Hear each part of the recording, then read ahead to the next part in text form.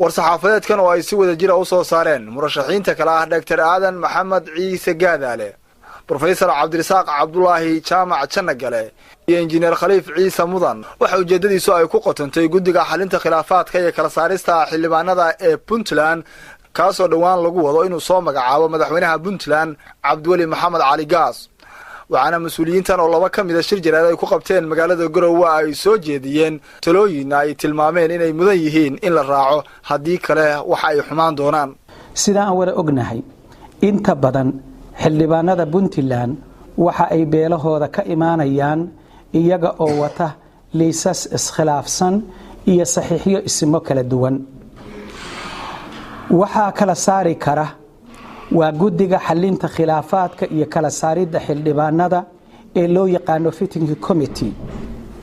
haddii guddigaasi uusan ahayn mid dhexdhexaad ah ama tayo fiican leh ama aqoon iyo waayo aragnimo weyn aan u lahayn xaaladda dhaqan iyo midda siyaasadeed ee Puntland, waxaa ka dhalan kara dhibaatooyinka soo socda. kow, madax bannaanida iyo kalsoonida guddiga lagu qabo oo la waayo mar haddii aan laga talagelin musharaxiinta oo uu ku tagrifalo soo magacaabidooda madaxweynaha talada haya oo keliya. labo, in ay noqdaan guddigaasi kuwa ku shaqeeya rabitaanka madaxweynaha kursiga ku fadhiya oo keliya. saddex, in ay soo saaraan liiska xildhibaanada uu rabo madaxweynaha oo keliya.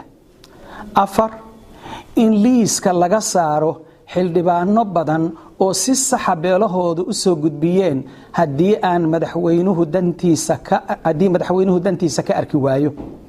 shan, in ay meel ka dhac weyn ku tahay isimada dhaqanka Puntland, taas oo cadaawad iyo khilaaf xoogan horseedi karta, sidoo kalena abuuri karta khalkhal, amni xumo iyo dhaawac soo gaara wadajirka dadka iyo ummadda reer Puntland. ugu dambayn, in doorashadu dib u dhacdo mar haddii khilaaf yimaado oo la isku qabsado liiska xildhibaanada. intaas oo dhibaato ayaa ka iman karta haddii aan dadka guddigaas khilaafaadka aysan ka wada tashan madaxweynaha xilka haya iyo murashaxiinta waqtigan hadda jooga, iyo haddii loo baahdo isimada iyo waxgaradka oo dad loo dhan yahay oo la isku waafaqsan yahay oo kalsoonida ummadda wata. haddii aan la helin sababahaas aan sheegno lixda ah iyo kuwo kale ayaa ka dhalan kara. tala soo jeedin waa in shuruudaha guddiga iyo awoodahooda la isku waafaqo oo musharaxiinta isimada dowladda iyo bulshada rayidka ahi isku raacaan. in laga wada tashado magacaabista guddiga khilaafaadka iyo kala saaridda xildhibaanada si looga hortago isqabqabsi iyo ku tagrifal masiirka ummadda. in xubnaha guddigu noqdaan kuwo isu dheelitiran kana kooban gobolada Puntland. in guddiga aysan ka mid noqon karin shaqaalaha dowladda, la taliyaasha iyo kuwa la shaqeeya xafiisyada dowladda sare ee madaxda sare ee dowladda si loo ilaaliyo madax bannaanida guddiga. in xubnaha guddiga aysan ka mid noqon karin qof ku cad ama u ololeynaya musharax gaar ah. dhinaca kale, waxa kaloo muhiim ah in madaxweynuhu caddeeyo inuu yahay musharax u taagan xilka madaxweynenimo 2019 iyo in kale. mas'uuliyiintan ayaa waxa laga weydiiyay socdaal madaxweynaha Somaliland Muuse Biixi Cabdi uu ku soo gaaray gobolka Sool, gaar ahaan deegaanka Tukaraq, halkaas oo ay isku hor fadhiyaan ciidamada Puntland iyo kuwa Somaliland. waa hal group. arinta tana waa mid ay ka midaysan yihiin.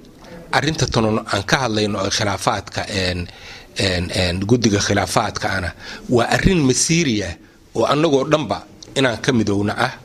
muhiimaduse waxay tahay in la iftiinshana ah in guddiga khilaafaadka uusan magacaabi karin dastuurkana ay ku qoreen in madaxweyne kaliya uu magacaabi karo iska daa waliba madaxweyne musharax nin kaliya inuusan magacaabi karin shalay in ay tukaraq ka dhacday arin runtii nagu cusub waxaan ka leenahay kow waa nasiib xumo in maantay magaalada Garowe loo jiro 50 kilomitir waxa kaliya aan ku jawaabi lahaa markii tala nala gudboonaato bay arintaasi ismiisaami doonta aan ka hadli karnaa maanta maalinteedii ma aha in dad gaaraya ilaa 200 oo qof shalay oo dadkii caadi gabdhihii iyo wiilashii iyo odayaashii oo ka gubtay dad aan dalkooda aysan ay ma arkaysa kamid ahayn oo xoog ku qabsaday markay yimaadeen oo ka gilgisheen oo yiraahdeen anaga iimana dalkayaga xabsi lagu guray taasina waa arin aad oo cid ilaa hadda ka jawaabtay aysan jirin oo hatta Soomaalidu waxay yiraahdaan dhaqamuyan uga ma darto hatta aan oran waa ka xunna oo ilaa hadda war official aanan ogeyn oo dawladda ka soo baxay bil iyo maalmo ayaa ka haray xilliga doorashada ee Puntland ee 2019 waxaana wali aan la soo magacaabin guddiga xalinta khilaafaadka ee kala saarista baarlamaanka ee Puntland waxaana muuqda walaac ay ka qabaan arrinkaasi murashaxiinta Puntland oo xilkan ku baratamaya Sicid Sona Kalsan TV Garowe